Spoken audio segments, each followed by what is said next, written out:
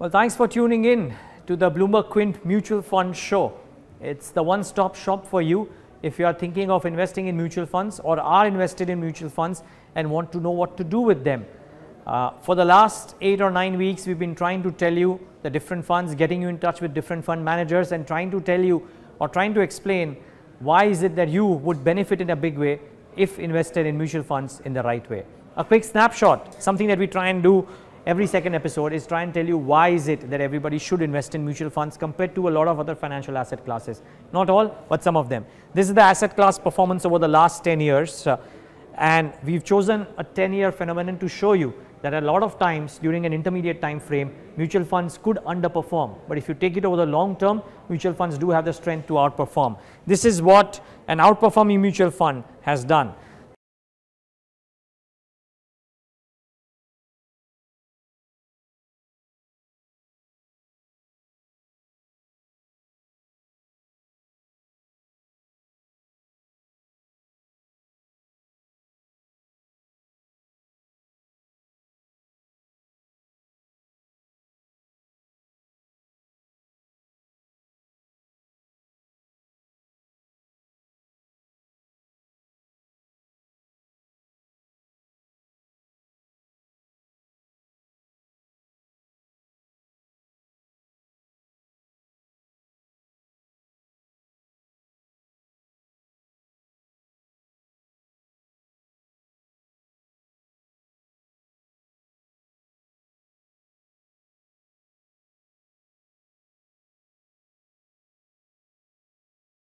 For children goals, children education, further studies, maybe holidays and lots more. And to talk about that, two men who manage a lot of money, Mr. Saravana Kumar, he's CIO at LIC Mutual Fund, and Mr. Sachin Relekar, he's fund manager at LIC Mutual Fund. Both of them join me on the show. Thank you so much, gentlemen, for joining in on our show. Remember, a bit later on the show, we also have a financial expert, Nirav Panchmatia, founder and CEO of AUM Financial Advisors, would be joining us to talk about some specific schemes that you can invest into.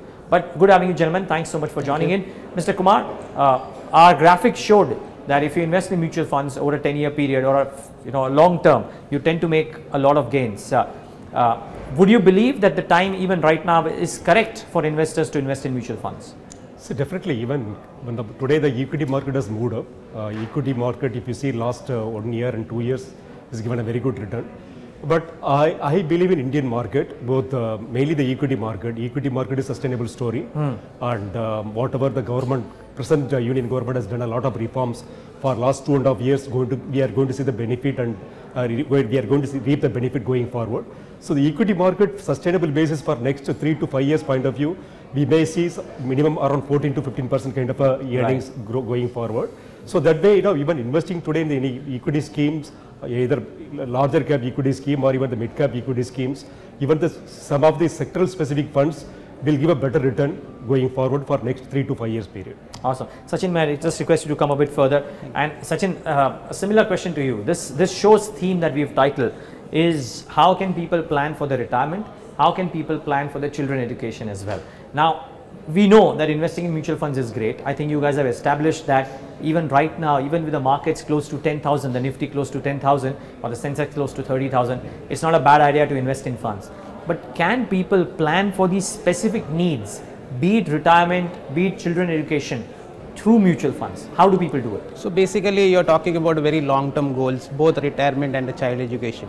Yes. So now in this you want an instrument which ideally has you can start with a very low amount. You want a tax efficient vehicle over there, and you also want the instrument to be available where in case there is some emergency emerges. Now if you look at mutual funds per se, they offer all these 3 distinct advantages, and I don't think there is any asset class, be it real estate, gold, which actually matches the same characteristics which mutual fund can give you. Completely. So I think mutual fund can play a very ideal role in terms of achieving these financial goals over 10 to 15 year period is what that instrument actually has a value in that. Okay. Now the attempt that we are trying to do today for you viewers is that if you are planning for your retirement, you are 35, you are 40, you are 45, or you may be 25 and just starting off. How can you plan for your retirement, which may happen, well, under normal circumstances at the age of 60, but a lot of us want to retire much earlier than that. Can you do it via mutual funds? And how would mutual funds stack up vis-a-vis other products. Now, Mr. Saravana, a simple question to you. One is mutual funds and the kind of expected returns that you have in your mind that mutual funds will give over the next 10, 15 years. And then we try and compare them to the traditional methods, which is fixed deposits, or the government has been fairly proactive in coming out with schemes, the National Pension Scheme, for example. Now, there are pros and cons for all. If I look at it, the mutual fund retirement plans that exist right now come with some different lock-in periods. People, if they remove within a lock-in, then they have to pay an exit load. But these periods are not too long. Compare that to an NPS, wherein you can't withdraw the money before you hit the critical time limits of 54 or 60. Does that make mutual funds a natural and a better alternative to an NPS? See, NPS also has its own advantage. The NPS has an advantage as well as some challenges also. See, NPS, you get the tax benefit, beyond 1.5 lakh under Section 80C, you'll get additional 50,000, you get a tax benefit. Mutual funds have been trying to request the government to give that, but it's not happened until now. Yeah, mutual fund comes under the Section 80C, means up to 1.5 lakh, you can claim for a tax benefit and whereas under the whatever the NPS, after age of retirement, after the retirement, whatever we are getting the pension money, that is taxable. And coming to the mutual fund, yes, definitely it has a lock-in period. But lock-in period is meant for a very short period. It's not a longer tenor. Yes, it is. But if you look at compared to NPS, mutual fund has its own advantage. Here the funds are actively managed compared to the NPS, right? And the second thing is, here the investors can choose what kind of a equity exposure you want to have, Right. So assuming that the person is in the age of 25 or 27, he can offer higher percentage of equity, and plus the end of the day, the mutual funds are managed by the experts who has a rich experience in the market, plus who tracks the market day to day compared to the NPS fund managers, So that way, the history says, the data says, the mutual fund, better managed equity mutual funds has given a better return compared to a NPS funds return. Okay, Sachin, my question is, let's think of a typical retirement plan or a fund that mutual funds across are giving. I can't ask you to recommend your own funds, I know that. Of course. But what I'm trying to ask you is that, as Mr. Saravana said, that NPS, let's choose NPS right now, then we'll come to fixed deposits as well. I think it's a no-brainer. Fixed deposits don't compare to the mutual funds at all. But if you look at NPS, there is an additional 50,000 rupees tax benefit that comes in. Yes.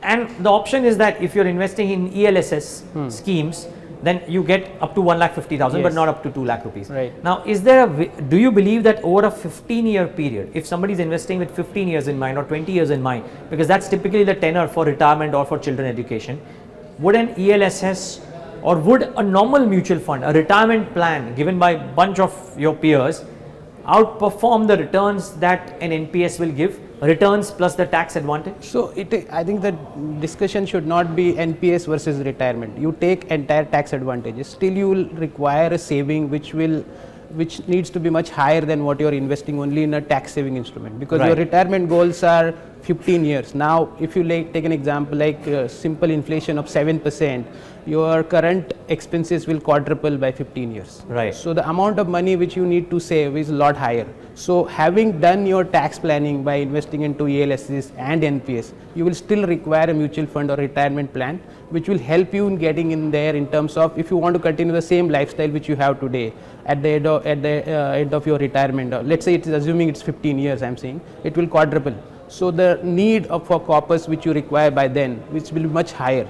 So are you saying that people should invest hypothetically 1,50,000 rupees in ELSS, invest additional 50,000 in NPS, because that's and still go ahead and invest more in mutual funds? Yes, because tax saving is huge. 30% of money which you are saving is kind of a huge money. Yeah. So you virtually are getting like 60,000 rupees of benefit per annum. I'm saying, marginal tax rate I'm taking. Everybody will have a different tax rate. Sure. But 2 lakh rupees, it will save you 60,000 rupees, and that 60,000 is quite a good amount, which if you plan to invest over years, that also will result into a good corpus. So these, I'm not saying one versus other. Obviously, mutual fund will come up with a better track record in terms of CAGR returns and all. So why are we shying away, Mr. Saravana, from saying that if you are okay with taking a little bit of risk, don't look at NPS, look at investing all of that amount in mutual funds as well, because over a 20-year, 15-year time frame, the mutual fund returns will outweigh the benefits that an NPS scheme will give. Would that happen? Yeah, of course. It's like this.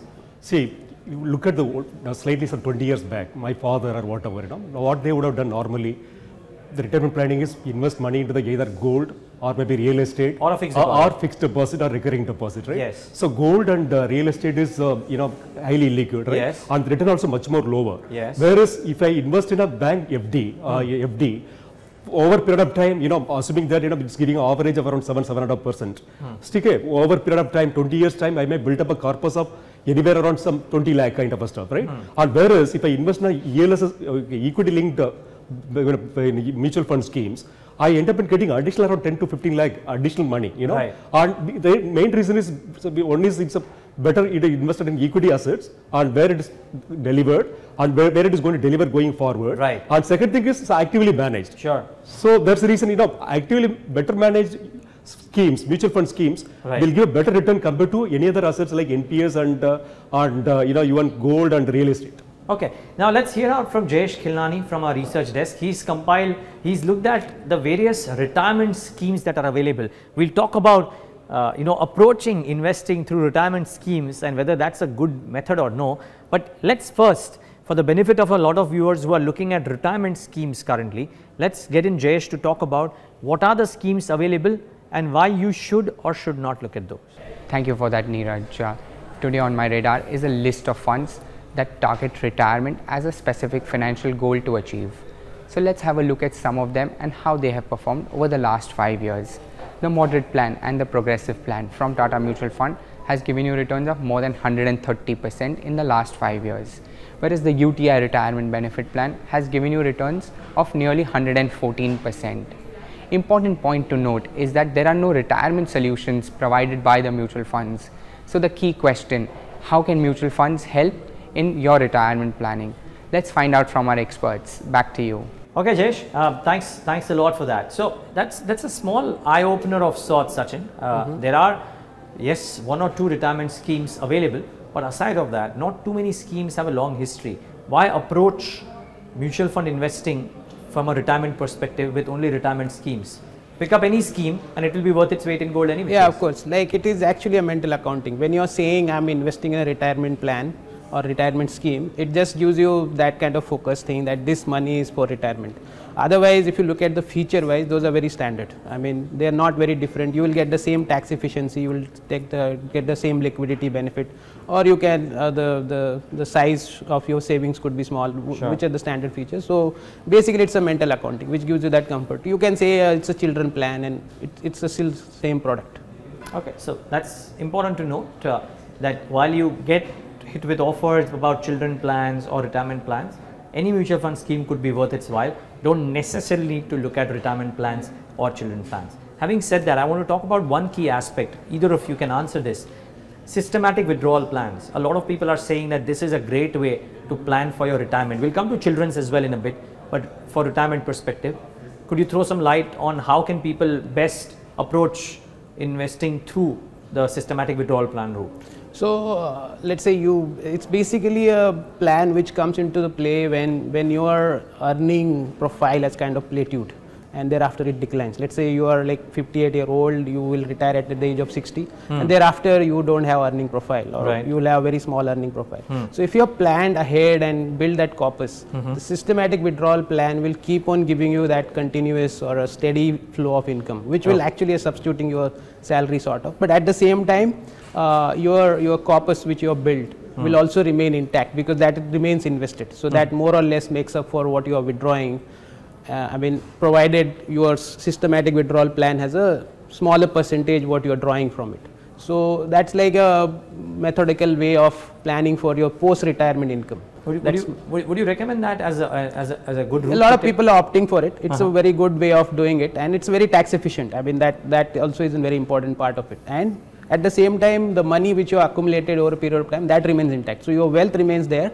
At the same time, your income needs get satisfied, or the expense needs get satisfied. That's the beauty of it. Okay, before we come to specific funds from LIC, last couple of questions to you gentlemen. Firstly is on children planning as well. Would the same thesis that we applied for retirement plans be applicable for children plans as well? Yes, there are children plans available marketed as children plans, but pick up any good mutual fund for your child and that will serve the purpose that a children's plan would serve? Mr. Saravana? Agree. So children's scheme, basically the investors are looking for mainly for a children's education, right? Education. Say today, assuming that today's college education in India costing say around 4 lakh per year cost. But going forward, assuming that even the RBI has taken an inflation rate of around 4% average, assuming that that the person the age of say 30, he has a 1 year old of child. So when the child reaches the age of say 18, will be going for a college education. So college education, assuming that 4%, so the 4% inflation every year, that means today whatever the costing 4 lakh rupees per annum, for the college education, it will go to somewhere around closer to around 28, 29 lakh, by 18 years down the line. So that means, the person the age of 30 should start investing in schemes, through start saving money for the children education. Compared to other asset, whatever we discussed a while ago, compared to the bank deposit or even other gold and other asset, the mutual fund offers the schemes like children's scheme, where it is predominantly invested in the more on the equity side. Okay. Equity side. If you take our LIC mutual fund children's scheme, yeah, you have around 70% equity and 30% in debt. And it's given an average last 1 year return of in more than 10.5, 10.6 kind of a return. So it's able to outperform. You are saying the MF Children's Fund, LIC MF Children's Fund, is 70% equity, 30% debt. Yeah, debt. And it was launched in 2001. So 2000, it's one of the best performing balanced fund in the industry. Okay. So that meets the investors requirement. So considering the whatever we discussed, the inflation, other things, it will take care of the children education going forward. So ballpark what we worked out, 4 lakh per year the education cost today for the college education per year cost. So the person, if it starts saving around 4,000 rupees per month, right from the age of 30, by the time when the child, assuming the child is around 1 year old, by the time the child becomes 18 years old, the father reaches the age of say around 48. So he is able to accumulate the corpus of near about 22 lakh rupees, in which he can able to fund for the children education for next 5 years. Right? Got it. Okay. And final question, Sachin, to you. There is a scheme called LIC MF Growth Fund. Yeah. It invests only in equity. What kind of investors this is suitable for? Not for retirement people, maybe for children. This is pure large cap fund. Okay. And we don't invest into a smaller companies at all in this. This is a pure large cap fund. And if you see in terms of suitability for the investor who are of a conservative mindset, they have a lesser tolerance for the risk or a moderate risk appetite and a longer term horizon, more than 3 to 5 years. I think we are recommending for them. And that's what the track record also has been, more steadier kind of performance. So that's what we have done. Yeah, 3 year returns of 40% if I'm not wrong, 5 year returns over 100%. Yeah. Or thereabouts. So yeah, that's done reasonably well. Great. Gentlemen, thank you so much for joining us today on the Mutual Fund Show and talking about your thoughts. It's great having you. More importantly, talking from two critical perspectives. We all know that mutual fund investing is great, but it's always good to have some thoughts on how good could it be with specific goal-based planning as well. And thank you so much for enlightening our viewers with all of those thoughts. Thank you. Really good having you. All right. That's, well, the think tank and the people who manage the money at the LIC Mutual Fund, they're talking about why you should look at mutual funds, yes, in a big way. That's what the show is aimed at doing as well. Try and talk about why should everybody invest via the mutual fund route, but also about specific goal-based planning. Now remember, a bit later on, as we said at the start of the show, that we'll be getting in an expert who advises people day in, day out. He does this for a living, advise people on mutual funds. How is it that you should invest? How is it that you could construct a mutual fund portfolio? Nirav Panchmatia, he joins us all the way from Nagpur, I might add. Nirav, good having you. Thank you so much for joining in.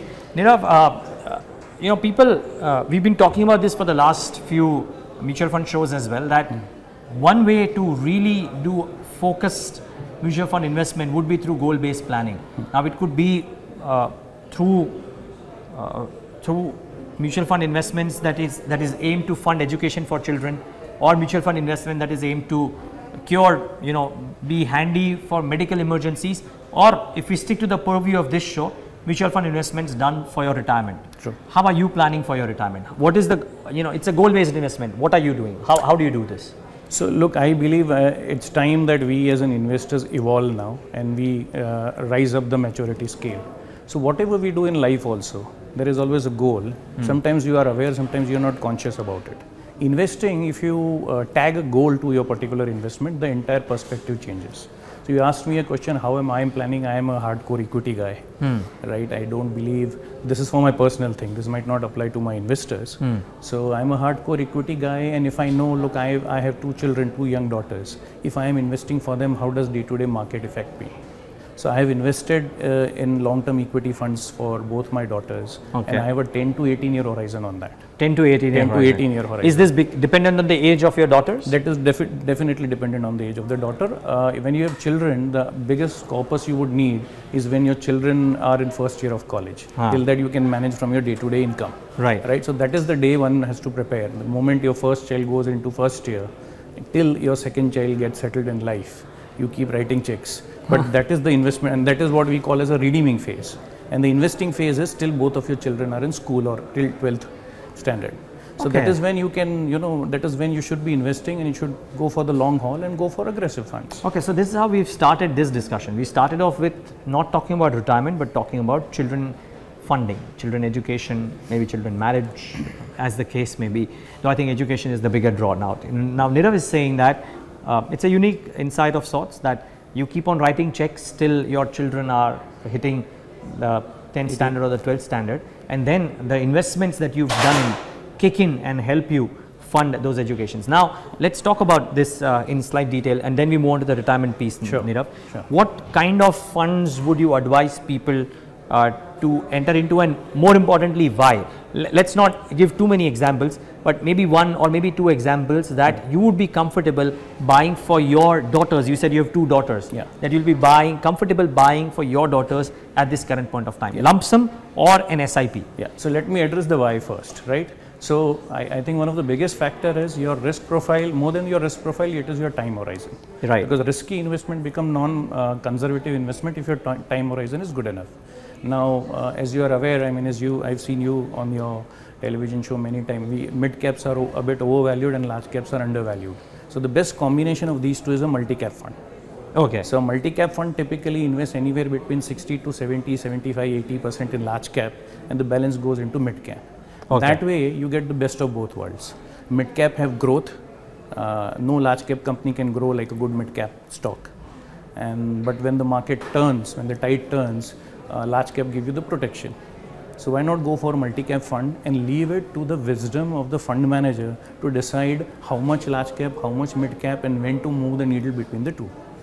So most of the funds that I have for both my daughters is predominantly invested into multi-cap funds. These are 100% equity funds? These are 100% equity funds. Why? Because I have a 11-year-old and I have a 3-year-old. Sure, okay. So, and typically for a child, your time horizon should be the 18th birthday of the child minus the current age.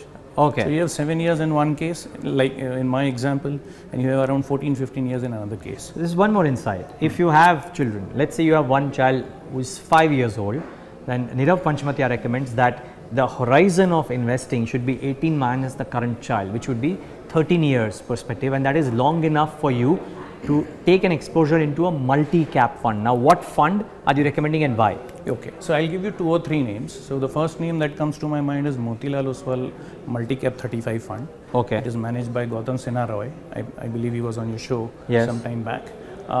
This is a bottom-up stock picking fund. So what do we mean by bottom-up stock picking? They are sector agnostic. When they like a business idea, when they like a particular company, they will add that in a portfolio. Second, it is a very concentrated fund. Now, mutual fund by definition, generally, most of them are diversified funds. So they will be typically holding 35, 40 to 60, 70 stocks in the portfolio. While that is good when the market is down, when the market is up in a bull market, they might not give those kinds of aggressive returns compared to a concentrated portfolio.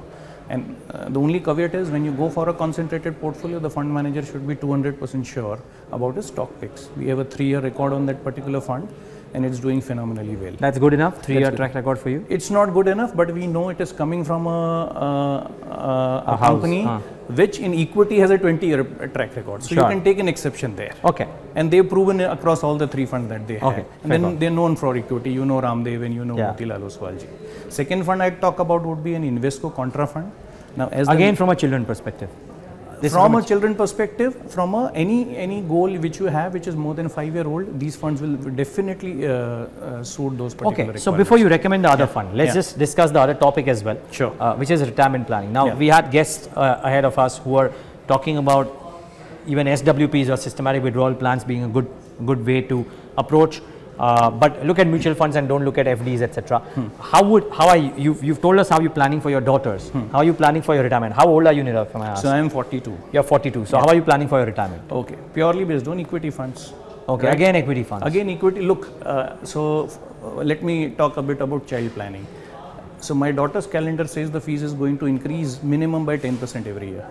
Right? If the fee of the child is going to increase 10%, add another 2% for other expenses, which a child will, and you know childs are very expensive, right? Sure. Children are very expensive. So if I have to at least earn 2 or 3% over that 10 to 12% inflation in children education, which asset class will give you that kind of a return? Second, the caveat for going into 100% equity is that your time horizon should be high. No, but right now we are talking about retirement. So even for retirement, now retirement, there are two aspects. One aspect is I am planning for my retirement, somebody who's in his middle ages or somebody who's in his 20s or 30s and 40s. Again, he's meeting that requirement of an equity fund. His time is his time horizon more than 5 years? Of course. So anywhere between 5 to 15, 20, 25 years, if you have a time horizon, an equity exposure to the extent you can go for an equity exposure is not a issue. Okay. If you are a 50-year-old, I would suggest a hybrid fund. If you are a 55-year-old and you only have 5 to 10 years, I would suggest something known as an equity income fund, which is a new creation in this particular industry. Okay. Where your equity exposure is capped to maximum 30-35%. Okay. The remaining is debt. Yeah. Okay. What would a balance fund do? Would it be on the similar lines? So balance fund, so equity fund is 100% equity. Then comes the balance fund, which is anywhere between 70 to 80% equity. Then comes an asset allocation fund where equity and debt keeps on tilting based on the market levels, which is the beauty of that product. And it can be as low as 40 in equity and as high as 70 in equity. Then comes an equity income fund, which were in earlier avatar MIP funds, right? And where again the equity needle can move, but it is capped at 35-40% at max. Okay. So, now, so the equity income fund is from a perspective of somebody who is 55. Yeah. Somebody who is above 50 years of age and he can't take much risk. Right. But let's talk from a perspective of the majority. And you are saying that equity funds, pure play equity funds are great to invest in. Provided you have a more than 5 years. More than 5 years horizon. Yeah. So now let's talk about what funds can people buy if they are planning for the retirement. Let's say we are talking from a perspective of anybody who is between 30 years to 45 years. Okay. So they have more than 5-year horizon any which way. Right. So since we are talking at this particular juncture where mid cap and large cap valuation is at a, there's a huge difference between them, then I would prefer a multi-cap fund, right, along with one asset allocation fund in that portfolio. Okay. To take care of any downside risk because of international factors or geopolitical risk. I mentioned one multi-cap fund, which is Motilal Oswal multi-cap. Another one I would mention multi-cap fund would be Invesco Contra Fund. Now, Invesco Contra fund. Why are you choosing this fund? Okay. Because of the name and because of the theme. The theme is Contra. They believe in this overvalued market. Most people believe it is an overvalued market. There are certain pockets, certain sectors and certain stocks which are still undervalued. They prefer to do those kind of stock pickings in that portfolio. The portfolio PE is much less than the Sensex or the Nifty PE. From that angle, it makes a lot of sense. Your downside is protected. So that fund becomes a necessary part in the portfolio. Okay. And one more fund I would like to add is iPro Dynamic Fund, which is managed by Shankar and Naren. Okay. Again, the underlying theme is Contra. Naren studies sectors and sees which sectors are grossly undervalued based on historical performance. And he chooses those particular sectors. So like he's taken a bet on corporate banks, which are out of favor today. Because considering historical valuations, they are available very cheap. Second, he's gone for telecom sector, which is nobody's favorite today, right? But there's a bottom to the valuation of these particular sectors. So that also fits very well in the scheme of things. Okay. Any last nugget for investors by and large? One investing nugget that you may want to leave with? So look, in India, 2016, 2017, everything has changed forever, right? All the investment avenues that we Indians loved hitherto, by our fathers or grandfathers, that entire thing has changed. There's a huge change in the way you should be approaching your investment. So real estate was our parents and our grandparents' favorite. It is out of favor now and probably it will be out of favor for a long time. So is gold. Gold is never a good investment, it is a good hedge. And all traditional investment avenues, barring a senior citizen scheme or probably a PPF, it's not, because they are not beating inflation. So the real rate of return in these instruments is zero. The only way you can create wealth, whether it is for child planning or for retirement planning or for any other goal, provided you have a 4-5 year horizon, is that you should have certain portion of equity. Now, based on your risk profile and based on how long you are going to invest, you decide how much equity you want to go for. If you are young, as you are, you can go for 100% equity and go for equity diversified funds. If you want to reduce the equity exposure, go for a balance with 70% equity. You can further come down and go with 50-50 asset allocation funds, further go down and go into equity savings fund. But you cannot, even in the mutual fund space, not have an equity and create wealth or even maintain wealth, forget about creating wealth. Okay. So the best example is when the EPFO itself has been told by the government and by the SEBI to have anywhere between 5 to 15% exposure in equity, because just based on that 7.5–8% return, nobody can survive in this country. Got So it. that is something I'd like my your investors and our viewers to keep in mind. Have some portion of equity in your portfolio. If you are too conservative, usko masale ke jaisa use karo. Use it like a spice. And if you are aggressive, just ensure that you go for the best funds and you go for a multi-cap or a large cap fund in today's environment. But have equity exposure. Sure. That's the have advice from equity exposure. Nirav Panchmatia. Nirav, great having you. Thank you Pleasure. so much for joining us on the Mutual Fund Show. It's a pleasure having you. Thank you. Well, viewers, I hope you've benefited from this discussion. We had a couple of fund managers talking about why or how you could look at approaching different facets of investing via mutual fund for two specific purposes, retirement and children plans. And then Nirav Panchmatia, financial advisor, talking about what schemes you could choose and some nuggets of information. The best one for me, just a recap for people who just tuned in. If you are planning for your children, 18 minus the child's current age should be the minimum tenor that you should think of when investing into any kind of asset scheme, particularly mutual funds as well for your child. Thanks so much for watching the Mutual Fund Show.